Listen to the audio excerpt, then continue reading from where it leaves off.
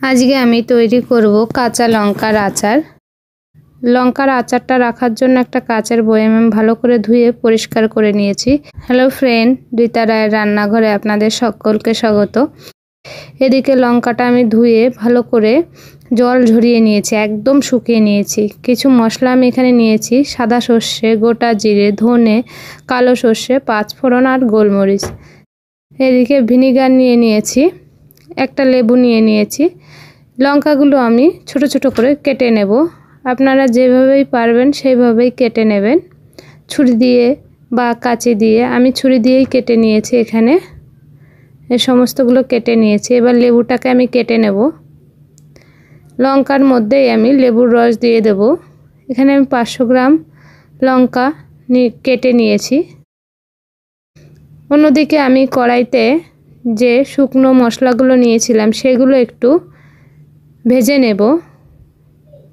মশলাটা এমনভাবে ভাজতে হবে যাতে পুড়ে না যায়। ভাজতে ভাজতে একটা সুন্দর ফ্লেভার বেরোবে তখনই, বা গন্ধ বেরোবে তখনই আমি গ্যাসের ফ্লেমটা অফ করে দেব। ভাজা হয়ে গেছে। ওই কড়াইতেই আমি সর্ষের তেল দিয়ে দেব। আচারের জন্য আপনারা সব সময় সর্ষের তেল ব্যবহার করবেন, সাদা তেলে আচার হয় না। মশলাটাকে আমি গুঁড়িয়ে নেব। আধা গুঁড়ানো হলেই হবে, মিহি করার দরকার নেই। তেলটা খুব গরম হয়ে গেছে। আমি গ্যাস থেকে একদমই নামিয়ে নিয়েছি। এর মধ্যে দিয়ে দেবো পাঁচফোড়ন। এই দেখুন, পাঁচফোড়নটা ফুটে উঠলে আমি লঙ্কাটা দিয়ে দেবো এর ভিতরে।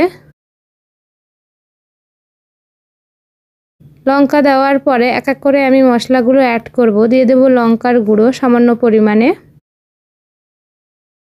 লঙ্কার গুঁড়োটা দেওয়ার পরে একটু মিশিয়ে নেব। আমি হলুদ দিয়ে দেব। এই আচারটা রোদে দেওয়ার ঝামেলা ছাড়াই ঘরে তৈরি করা যায় আর খুব টেস্টি হয়। এই যে অনেকটা লবণ দিয়ে দিলাম, যেহেতু লঙ্কার আচার লবণটা একটু লাগবেই।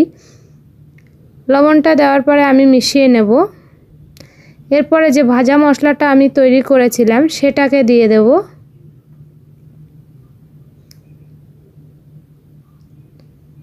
আপনারা লঙ্কার আচারে ভিনিগার আর লেবুর রস অবশ্যই ব্যবহার করবেন। এই যে মিশিয়ে নেব মশলাটা খুব ভালো করে। এটা আমার তৈরি হয়ে গেছে।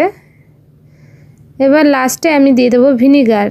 অনেক দিন পর্যন্ত ভালো থাকে ভিনিগার দিলে। এবার আমি একটা পাত্র নিয়ে নিয়েছি, কাচের পাত্র হলে খুব ভালো হয়। প্লাস্টিকের পাত্রেও রাখতে পারেন, তাতে কোনো সমস্যা হবে না।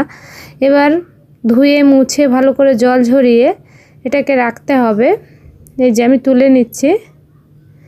এটা গরম গরম ভাতের সঙ্গে বা যে কোনো রুটি ভাত সবটার সঙ্গে আচারটা খেতে পারবেন। একটু ঝাল ঝাল হবে। যারা ঝাল পছন্দ করেন তারা এই লঙ্কাটা ব্যবহার করবেন, আর যারা ঝাল পছন্দ করেন না তারা একটু মোটা ধরনের আচারি লঙ্কা পাওয়া যায়, সেটা দিয়েও এইভাবে করে খেতে পারেন।